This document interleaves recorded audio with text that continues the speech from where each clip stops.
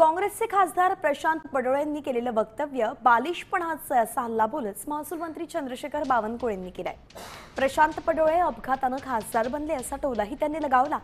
शेतकऱ्यांना 1 लाख रुपये भरपाई देण्याच्या मागणीवरून शेतकरी आत्महत्या करणार नाही तर पंतप्रधानांना उडवून देऊ अशी धमकीच पडोळेंनी दिली होती आणि त्यावरतीच आता बावनकुळेंनीही हल्लाबोल केलाय।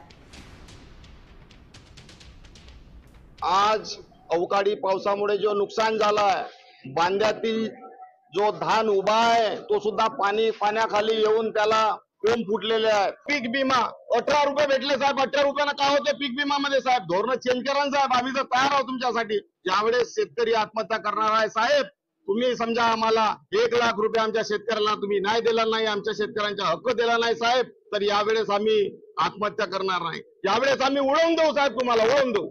प्रशांत पडोळे हे ॲक्सिडेंटल खासदार आहे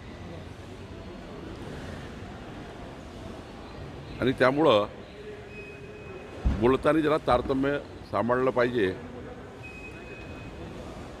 त्यांनी आपल्या नेत्याला विचारून घेतलं पाहिजे की देवेंद्र फडणवीसजीवर बोलताना विचार करून बोललं पाहिजे। पहिल्यांदा ॲक्सिडेंटल खासदार झाल्यामुळं आणि काही त्या ठिकाणी प्रगल्भता नसल्यामुळं, कुठलीही प्रगल्भता नाही आहे आणि त्यामुळं प्रगल्भ व्यक्तींनी एखाद्या वेळी बोललं तर ठीक आहे, पण असे लोक बोलतात हे बालिशपणाचे लक्षण आहे।